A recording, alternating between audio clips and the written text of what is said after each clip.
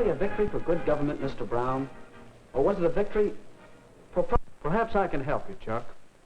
I think the election was a victory for good government. It might also be called a victory for propaganda.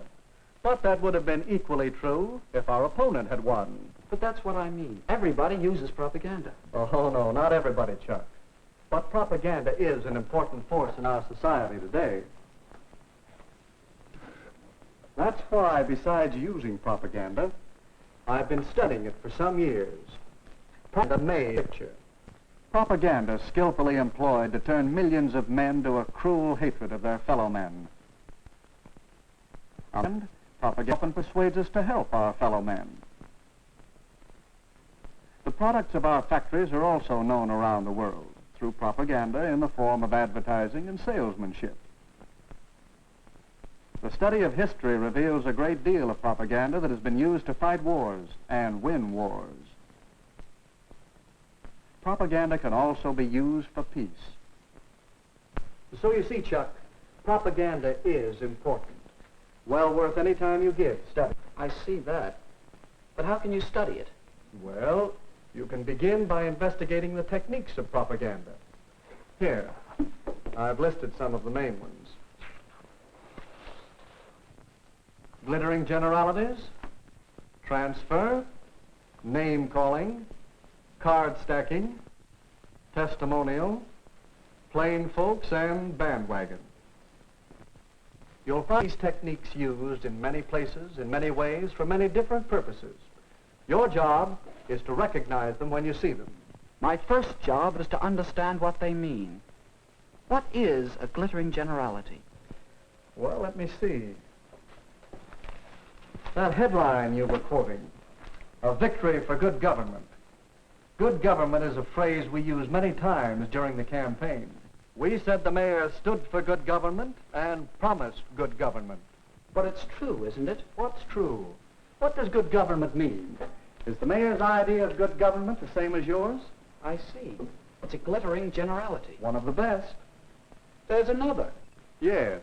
And why do you suppose our opponents chose that phrase? I guess because everybody likes a real American. Right. And they wanted to transfer that liking for a real American to Mr. Butler. And that's what you mean by the technique of transfer. That's it. Now let's see if you can recognize another technique. A day or so after that poster came out, I said in one of my campaign speeches, our opponent advertises himself as a real American. I say he is unreal, unrealistic. He is a visionary, a theorist, a dreamer. He is so thirsty for public office that like a weary traveler in the desert, he sees a mirage, and he is trying to sell it to you as real. There. Now, what would you call that? That's name-calling, visionary, theorist, dreamer. That's right. And those are very polite names. But now I want you to listen to something else. For my collection of propaganda materials, I've made a special record of part of one of Mr. Butler's radio speeches. Mayor Cooper asks that he be judged by his performance in office. Very well. Let's ask him who was mayor when the municipal waterworks fell into such a state of disrepair that the whole town was without water for 2 days. Let's ask him. But no, let's not. It might embarrass him. You recognize the technique? No, I don't. It's a tricky one. Is it true about the waterworks? Partly true. That's what we call card stacking. Cooper was mayor when the pumping station broke down, but it was the men in office before him who allowed it to get into such a rundown condition, and it finally gave way before he could get anything done. I see. And card stacking is choosing some facts and leaving out others and arranging them to suit your purpose. That's the idea. Now, did you see our little campaign movie? Yes, a couple of times. Well, let's look at it again as an example of propaganda techniques. It was a testimonial, wasn't it? Yes, we used other techniques, too.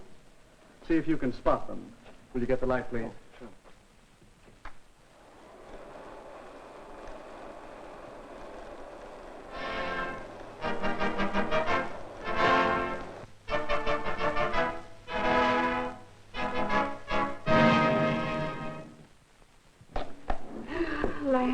aches.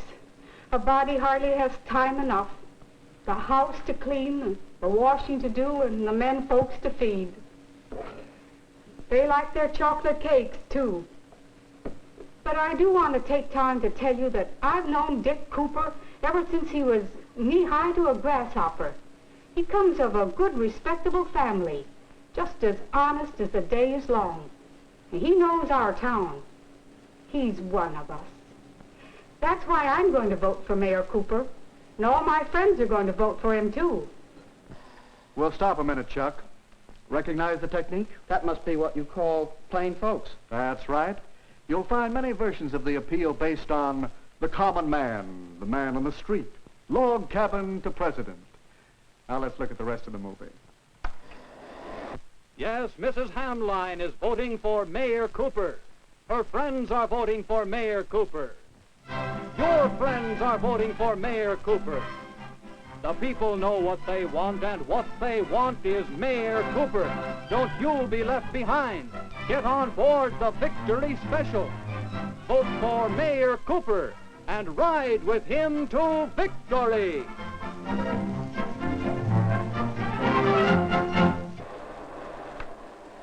That ending's easy to spot. It's the bandwagon. Yes, the propaganda we've been talking about is easy to detect. But a great deal of propaganda is much more hidden, much harder to detect. That's what's bothering me. Even in a small local election, there's so much propaganda. That poster, a real American. It uses a transferred device. Does that mean it isn't true? Not necessarily. Evaluating propaganda isn't that simple. Recognizing the technique is one step. Another step is to know the purpose. What is the purpose here? That's easy. To get people to vote for Butler. Yes, to persuade people that Butler is the better man, to move them to vote for him. In short, to sell Mr. Butler to the voters. You'll find that the purpose of most propaganda is to persuade people to believe something, to do something, or to buy something. All right. But it still doesn't answer my question. No. Your next step, and it's a big one, is to get the facts. Well, is he a real American?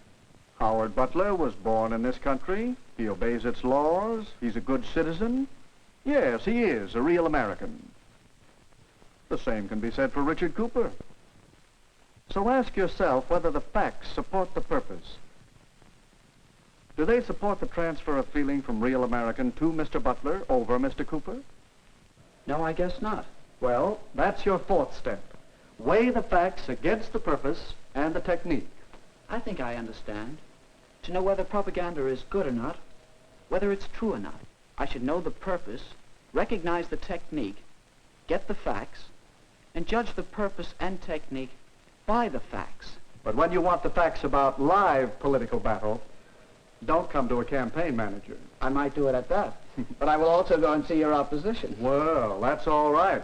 Whenever you're tracking down propaganda, get as many different points of view as you can. Do you know something? What? I think that it might be interesting to make a really serious study of propaganda. I find it interesting, and there's plenty to study. Here I have just a few of the many books on the subject.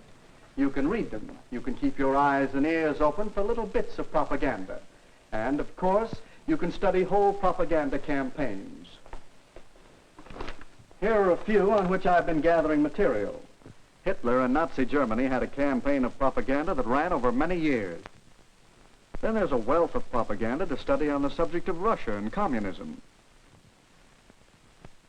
There's propaganda to study in our own American elections, national as well as local, and in many of the major issues on which elections often hinge. Well, if I don't learn about propaganda, it won't be because there's no way to study it. That's right, Chuck. Remember the techniques of propaganda, and use the procedure we out is a powerful force. So powerful that your study of propaganda is important not only to you, but to me and to the world.